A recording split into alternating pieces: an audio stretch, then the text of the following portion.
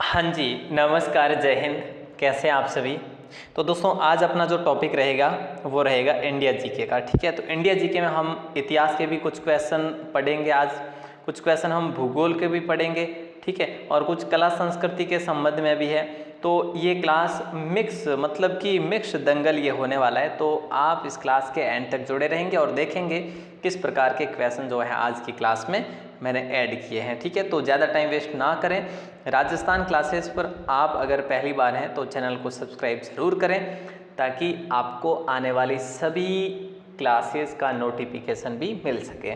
Okay, आज का पहला क्वेश्चन है, विश्व के कुल लौह अयस्क का कितने प्रतिशत भाग भारत में निकाला जाता है। ये आप लोगों से क्वेश्चन किया जा रहा है।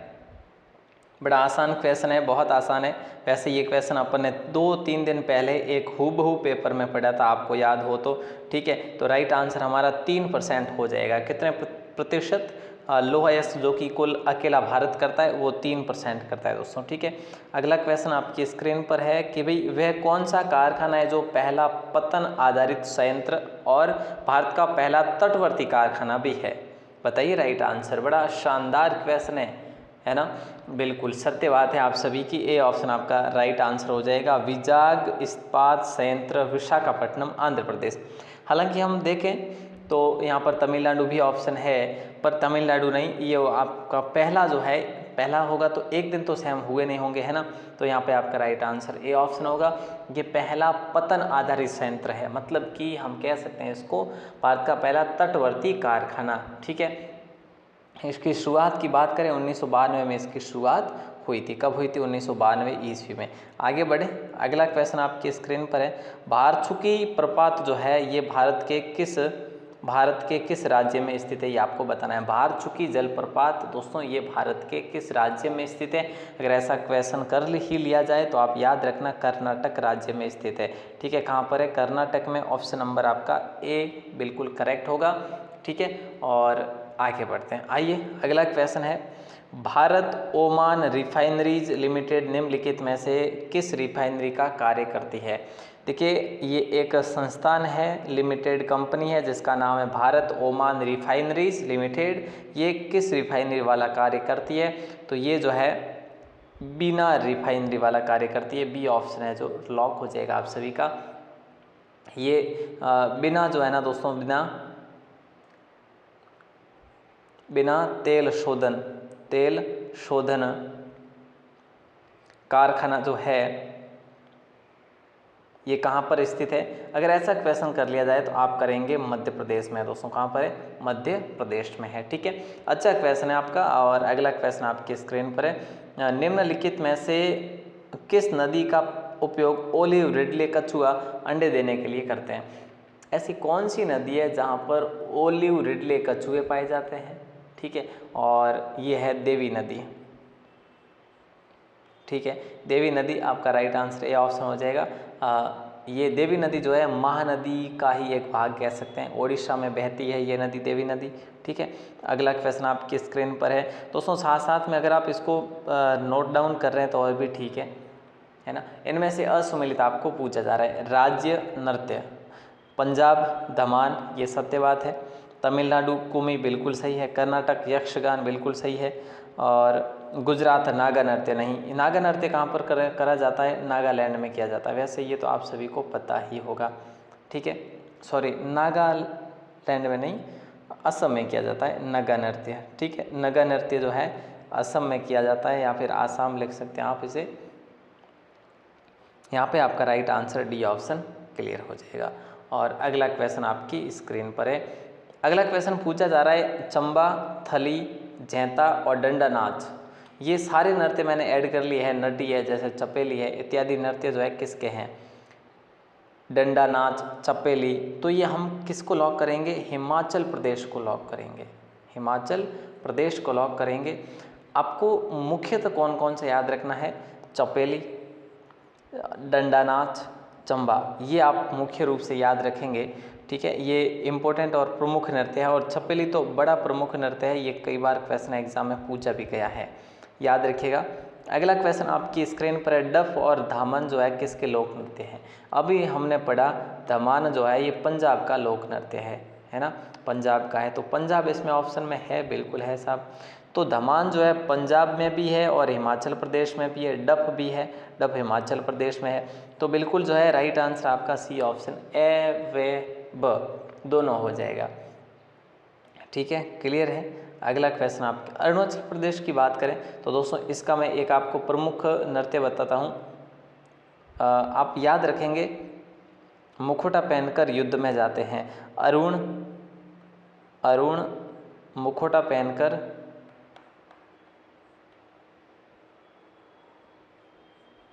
युद्ध में जाता है, युद्ध में जाता है। तो आप याद रखना, युद्ध नृत्य और मुखौटा नृत्य ये किसके हैं? अरुणाचल प्रदेश के हैं। बस मैं आपको ट्रिक बता रहा हूँ नॉर्मली। अगला क्वेश्चन आपकी स्क्रीन पर है, निम्नलिखित में से किस क्षेत्र में मक्का प्रमुख भोजन है? कौन से क्षेत्र में मक्का जो है प्रमुख भोजन है? और दोस्तों मक्का जो है ये, हाँ बताइए राइट आंसर क्या हो जाएगा? मक्का जो है किसका प्रमुख भोजन है? मध्य अफ्रीका का प्रमुख भोजन है, ऑप्शन नंबर सी। अब ये मक्का जो दोस्तों है, हमारी जो अभी क्लासेस भी हो रही है, आपने पढ़ा होगा खरीफ की फसल है या फिर रबी की फसल है? कमेंट करके जल्दी से बताइए। अगला क्वेश्चन आपकी स्क्रीन पर है, संकोश नदी किन दो राज्यों के बीच में सीमा बनाती है? हमारे राज्य भारत के अंदर संकोश जो है नदी है, ये एक दो राज्यों के बीच में सीमा बनाती है, वो है असम अरुणाचल प्रदेश। असम व अरुणाचल प्रदेश, अरुणाचल प्रदेश। राइट आंसर हम सभी का हो जाएगा ऑप्शन नंबर बी, बिल्कुल सही तथ्य है। और ये नदी जो है संकोश नदी आती कहाँ से है? भूटान से आती है। कहाँ से आती है? भूटान से आती है, याद रखिएगा। और किसकी सहायक नदी है? ब्रह्मपुत्र की सहायक नदी है। तो इन सारी चीज़ों को आप बिल्कुल नोट डाउन करते चलेंगे। आगे बढ़ते हैं, अगला क्वेश्चन, पीर पंजाल पर्वत श्रेणी किस राज्य या केंद्र शासित प्रदेश में है? तो हमारा राइट आंसर क्या होगा? बी ऑप्शन, जम्मू कश्मीर राज्य में है। कहाँ पर है? जम्मू कश्मीर में है पीर पंजाल जो श्रेणी है। और ये कहाँ पर पड़ती है? आंतरिक हिमालय में। दोस्तों आंतरिक हिमालय में ये पड़ती है। ठीक है, तो राइट आंसर आप सभी का हो जाएगा ऑप्शन नंबर बी। क्लियर है। अगला क्वेश्चन आपकी स्क्रीन पर है, कपड़ा उद्योग अनुसंधान संस्थान कहाँ पर स्थित है? ये आपको बताना है, जल्दी बताइए। कपड़ा उद्योग अनुसंधान संस्थान की बात करें तो ये आपके कहाँ पर है दोस्तों? ये अहमदाबाद में है। ठीक है, अहमदाबाद को भारत का मैनचेस्टर भी कहते हैं। अगर आपसे क्वेश्चन करें भारत का मैनचेस्टर किसे कहते हैं? मैनचेस्टर अहमदाबाद को कहते हैं। और राजस्थान का मैनचेस्टर किसे कहते हैं? भीलवाड़ा को कहते हैं। राजस्थान का नवीन मैनचेस्टर किसे कहते हैं? भिवाड़ी को कहते हैं, है ना। अगला क्वेश्चन आपकी स्क्रीन पर है, पूछा जा रहा है सिंधु सभ्यता में मुख्य फसल कौन सी थी? सिंधु सभ्यता दोस्तों आप सभी जानते हैं, सिंधु सभ्यता की मुख्य फसल जो थी वो थी गेहूँ और जौ, गेहूँ व जौ। जबकि ये फसल कौन सी आती है, किस में आती है? ये रबी की फसल में आती है, जो कि कब बोई जाती है दोस्तों? ये बोई जाती है अक्टूबर नवंबर में। अक्टूबर नवंबर में, अभी इन्हीं दिनों में बोई जाती है। ये बोई जाने वाली है अभी, आप कह सकते हैं। ठीक है, और इसको काट लिया जाता है मार्च अप्रैल में, मार्च और अप्रैल में इसको काट लिया जाता है। तो राइट आंसर आपका बी ऑप्शन होगा। तो सबसे पहले इसका ही हमें वहाँ पर ज्ञात भी होता है कि इन फसलों पर ये है जो, इनको भी सबसे पहले इन फसलों का ज्ञात हुआ था। किस फसल का? गेहूँ का और जौ का। ओके, आगे बढ़ते हैं। अगला क्वेश्चन है, लोथल और रंगपुर सभ्यता किस राज्य में विकसित होती है? देखिए दोस्तों, लोथल और रंगपुर, लोथल गुजरात और रंगपुर भी गुजरात। हमारा राइट आंसर क्या हो जाएगा? ऑप्शन नंबर ए हो जाएगा। तो ए को लॉक करिए। लोथल की बात करें, ये भोगवा नदी के किनारे है। ठीक है, और रंगपुर की बात करें तो मादर नदी के किनारे हैं। किस नदी के किनारे? मादर। और जो लोथल है ये भोगवा है, यहाँ पे है ना, भोगवा नदी के किनारे है। ठीक है, दोनों चीज़ें याद रखेंगे। अगला क्वेश्चन आपकी स्क्रीन पर है, घोड़े के अस्थि पंजर कहाँ पर मिले? ये बताइए। सुरकोटड़ा। देखिए यहाँ पर इसको अपन क्या पढ़ते हैं? सुरकोटड़ा पढ़ते हैं। ठीक है, कालीबंगा, लोथल, उपरोक्त सभी। देखिए यहाँ पर घोड़े के अस्थि पंजर की बात हो रही है तो सुरकोटड़ा में भी मिले, कालीबंगा में भी मिले और लोथल में भी मिले। ठीक है, तो हमारा राइट आंसर जो है ये उपरोक्त सभी हो जाएगा।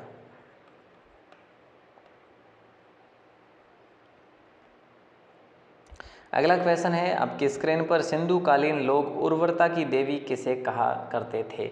उर्वरता की देवी किसको मानते थे? ये आप सभी को बताना है। तो बड़ा आसान क्वेश्चन है। देखिए, धरती, पार्वती, वर्षा या चांदी। उर्वरता देवी की पूजा भी करते थे और ये माना करते थे धरती माता को, ठीक है, आज हम जिन्हें कहते हैं भारत माता, ठीक है। तो ये वृक्षों की पूजा भी करते थे, शिव पूजा भी किया करते थे। तो फिलहाल हमारा राइट आंसर ए ऑप्शन हो जाएगा। राष्ट्रीय प्रतिरोधक विज्ञान संस्थान कहाँ पर स्थित है? ये आप सभी को बताना है, जल्दी बताइए। देखिए, राष्ट्रीय प्रतिरोधक विज्ञान संस्थान कहाँ पर स्थित है? इसकी स्थापना की बात करें 1981 में इसकी स्थापना होती है। ये नई दिल्ली में स्थित है। नेक्स्ट क्वेश्चन आपके स्क्रीन पर है, भाभा परमाणु अनुसंधान केंद्र कहाँ पर स्थित है? भाभा परमाणु अनुसंधान केंद्र की बात हो रही है यहाँ पे। तो राइट आंसर जो है क्या हो जाएगा? मुंबई, दुर्गापुर, शिमला, खड़गवासला। तो मुंबई को करें, दुर्गापुर को करें, कौन से को करें बताइए आप लोग? सर मुंबई को कर लीजिएगा, मुंबई हो जाएगा आप सभी का राइट आंसर, ठीक है।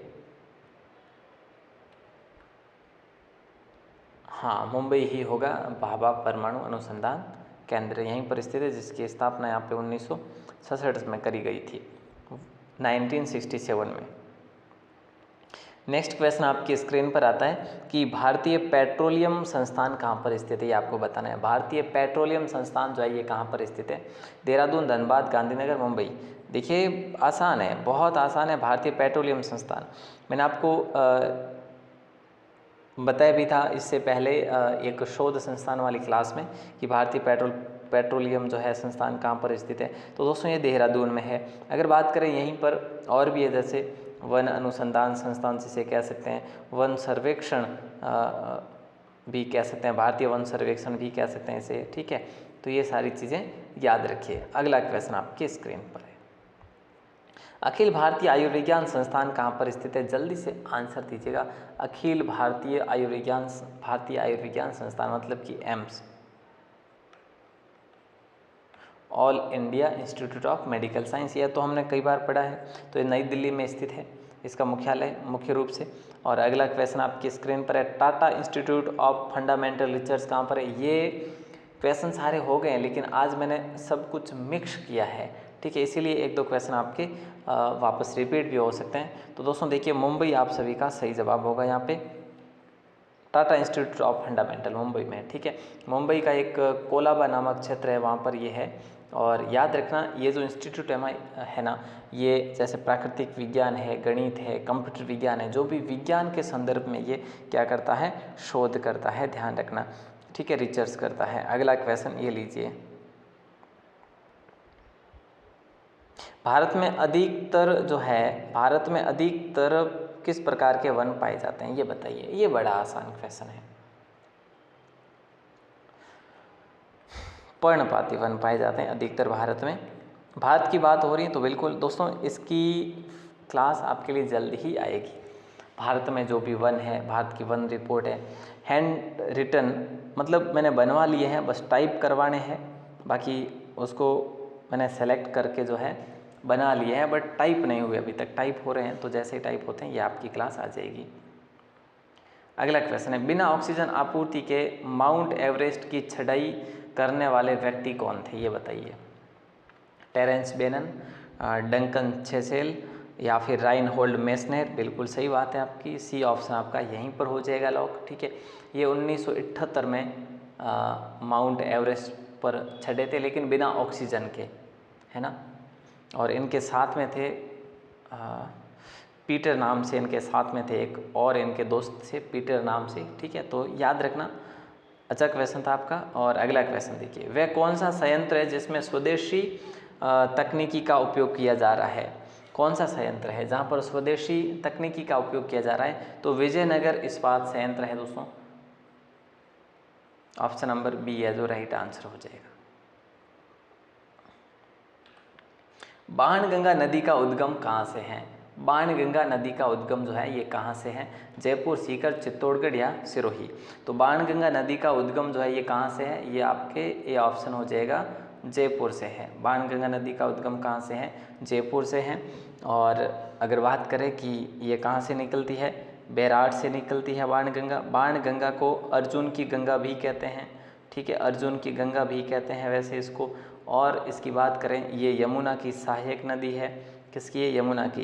यहाँ से चंबल और दोनों साथ में मिलके जाती है, यमुना में मिल जाती है। अगला क्वेश्चन है, भीमा, तुंगभद्रा, मूसी, अमरावती किसकी सहायक नदियाँ? देखिए मैंने आपको बताया, भारत का भूगोल भी पढ़ेंगे टॉपिक वाइज, और भारत का इतिहास भी पढ़ेंगे टॉपिक वाइज। आप कहेंगे सर कब पढ़ेंगे? देखिए हम कंटिन्यू करेंगे अपने 3-3, 4-4 क्लास, जिसमें जो महत्वपूर्ण हमें लगेगा वही पढ़ेंगे हम लोग, ठीक है। भूगोल, इतिहास और कला संस्कृति, ये भारत के संदर्भ में हम बात कर रहे हैं। इतिहास, कला, संस्कृति को एक कर लेंगे। और फिर विज्ञान की क्लास भी है, जैसे कि और राजस्थान के संदर्भ में बात करें तो सारे टॉपिक हम पढ़ेंगे बिल्कुल, लेकिन जो महत्वपूर्ण होंगे, और पार्ट वार्ट कुछ नहीं करेंगे उसमें। फिर कंटिन्यूसली, मतलब कि अगर 100 क्वेश्चन होंगे या 200 होंगे तो भी अपन एक ही क्लास में कंप्लीट करेंगे, ठीक है। भीमा, तुंगभद्रा, मूसी, अमरावती किसकी सहायक नदियां हैं? तो ये आपकी कृष्णा की सहायक नदियां हैं। और दोस्तों कृष्णा है, जैसे कावेरी है, ठीक है, और गोदावरी है, और ब्रह्मपुत्र नहीं, ये कृष्णा, कावेरी, गोदावरी, जैसे गंगा है। इन नदियों में क्या होता है? डेल्टा उत्पन्न होता है। ये चीज़ भी आप लोग ध्यान रखेंगे। और ये नदियाँ कहाँ जाती है? बंगाल की खाड़ी में जाती है। गंगा, गंगा नदी से संबंधित गलत क्या है? इसका प्रारंभिक नाम भागीरथी है, बिल्कुल सत्य है। बांग्लादेश में इसका नाम पद्मा हो जाता है, ये भी सही है। तो ब्रह्मपुत्र में मिलने के बाद इसका नाम मेघना हो जाता है, ये भी सही है। इसका उद्गम नाम अश्किनी है, ये गलत है। प्रारंभिक नाम हमने यहाँ पर दिया है ना भागीरथी। ये अश्किनी जो है ना, अश्किनी, ये किसका नाम है? अश्किनी तो चिनाब का नाम है। चिनाब का प्राचीन नाम है, सबसे ओल्ड नाम है ये, ठीक है। तो यहाँ पर बहुत इंपॉर्टेंट एक क्वेश्चन था, यहाँ पर आपको याद रखना है। ब्रह्मपुत्र में मिलने के बाद ये मेघना कहलाती है, और बांग्लादेश में ये इसका नाम पद्मा है, ठीक है। और प्रारंभिक नाम इसका भागीरथी अलकनंदा है, ठीक है। अगला क्वेश्चन है, काकरी बरड़ी नामक पहाड़ी से कौन सी नदी निकलती है? यहाँ पे राइट आंसर क्या होगा? जल्दी से बताइए, फिर आगे बढ़ते हैं। काकरी बरड़ी नामक पहाड़ी से कौन सी नदी निकलती है? तो आपका राइट आंसर हो जाएगा शिप्रा नदी। देखिए दोस्तों, ये शिप्रा नदी जो है, शिप्रा नदी इंदौर की पहाड़ियों में से निकलती है। मतलब कि काकरी बरड़ी नामक पहाड़ी इंदौर में है। इंदौर कहाँ पर है? एमपी में है, ठीक है। बिल्कुल, अगर आपसे पूछूं कि ये किसकी है, तो चंबल की सहायक नदी है ये शिप्रा, ठीक है। तो चंबल हमारी कोई कम नहीं है वैसे। और इसी के किनारे उज्जैन में जो किसके, इस शिप्रा के किनारे महाबलेश्वर का मंदिर भी बना हुआ है। कहाँ पर है? उज्जैन में, ठीक है। और यहीं पर एक अपने दुर्गादास राठौड़ की छतरी भी बनी हुई है यहाँ पर। सेलम इस्पात संयंत्र की स्थापना जो है ये कब की गई थी? आप सभी को बताना है, जल्दी बताइए। सेलम इस्पात संयंत्र की स्थापना करी गई थी, कहाँ पर करी गई थी? अगर ऐसा क्वेश्चन कर लिया जाए तो आप करेंगे तमिलनाडु। और कब करी गई थी? तो 1982 में करी गई थी। क्लियर है? आगे आइए, अगला क्वेश्चन देखते हैं। देश में सर्वाधिक राष्ट्रीय उद्यान किस राज्य में स्थित है? बताइए। देश के अंदर सर्वाधिक राष्ट्रीय उद्यान जो है ये किस राज्य में है? ये हम पहले भी कर चुके हैं, पढ़ चुके हैं। तो ये कहाँ पर है दोस्तों? एमपी में है, याद रखना, ठीक है। राजस्थान में कितने राष्ट्रीय उद्यान है? याद है ना, 3 है। और एमपी में 10 है। अगला क्वेश्चन है, भारत का सबसे पहला राष्ट्रीय उद्यान कौन सा है? भारत का पहला राष्ट्रीय उद्यान हम कई बार पढ़ चुके हैं, जिम कॉर्बेट, कई बार पढ़ चुके हैं हम लोग। इसे हेली नेशनल पार्क के नाम से भी जाना जाता है, हेली नेशनल पार्क। 1935 में इसकी स्थापना होती है। इसको बाघ परियोजना बनाया गया, कब? 1973 में, ठीक है। तो अपनी बाघ परियोजनाओं की क्लास भी होगी, जल्दी होगी बिल्कुल। और जो लेटेस्ट भारत के संदर्भ में, देश के संदर्भ में, राष्ट्रीय परिप्रेक्ष्य के संदर्भ में जो इम्पोर्टेंट है वो भी हम जल्दी पढ़ेंगे, ठीक है। और अगला क्वेश्चन, रोहिला का युद्ध कब हुआ था? ये आप लोग बताइएगा। रोहिला का युद्ध जो है ये कब हुआ था? 1774, 1756, 1765। तो सीधी सी बात है, 56 या 65 में से किसको करें? नहीं सर, युद्ध हुआ था 1774 में, ठीक है। ये युद्ध हुआ था अवध नवाब और देखो, अवध vs रुहेलखंड, ठीक है, इन दोनों के मध्य हुआ था। क्लियर है? आगे बढ़ें, अगले क्वेश्चन को देखते हैं। अगला क्वेश्चन, सितंबर 1857 को कौन सा युद्ध हुआ था? देखिए सितंबर माह में, बिल्कुल सितंबर माह में हुआ थे, दोनों युद्ध हुए थे। बिथोरा का युद्ध भी हुआ था ये अपना, और आउवा का युद्ध भी हुआ था। तो ये कहाँ पर है? ये थे दोस्तों जोधपुर, मतलब आउगा कह सकते हैं आप। उस समय जोधपुर रियासत में आया करता था, लेकिन अब पाली में है। ठीक है, तो इसको आप लॉक करेंगे। यहाँ के ठाकुर थे कुशाल सिंह या खुशहाल सिंह, उनके नेतृत्व में ये सब कुछ हुआ था, और मैक मौसन की यहीं पर हत्या हुई थी। काला गोरा युद्ध भी कहा गया था, बक्सर का युद्ध लड़ा गया था। आपसे मैं कौन सा सवाल कर लूँ? यही सवाल कर लूँ क्या कि आपको इसका आंसर बाहर आके कमेंट सेक्शन में देना है। दोस्तों बक्सर का युद्ध कब लड़ा गया था ये आपको बताना है। ठीक है, तो 1974 तो होगा नहीं, 54 होगा, 57 होगा या 67 होगा। अब किसके मध्य लड़ा गया ये भी आप थोड़ा सा बता देना, है ना। थोड़ा सा, ज़्यादा आपको लिखना नहीं है, यूँ नहीं कि पैराग्राफ लिख के बैठ जाओ, आप लिखने बैठ जाओ, नहीं, आपको 1-2 लाइन के अंदर ही बताना है जितना आपको नॉलेज है। उम्मीद करता हूँ दोस्तों आपको क्लास ठीक लगी होगी, अच्छी लगी होगी। अगर अच्छी लगी हो तो लाइक शेयर ज़रूर करें। मतलब ये सिर्फ कहना आप सुन रहे हैं ऐसा नहीं है, आपको मैंने कहा शेयर करना है, तो प्लीज़ बिल्कुल शेयर ज़रूर करें। और आप पहली बार हैं तो सब्सक्राइब भी ज़रूर करें। और आपके लिए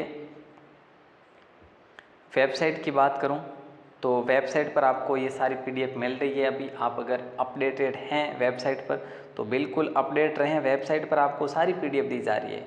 ठीक है, तो जो वहाँ से डाउनलोड करते रहें, जो कि लेटेस्ट पोस्ट से।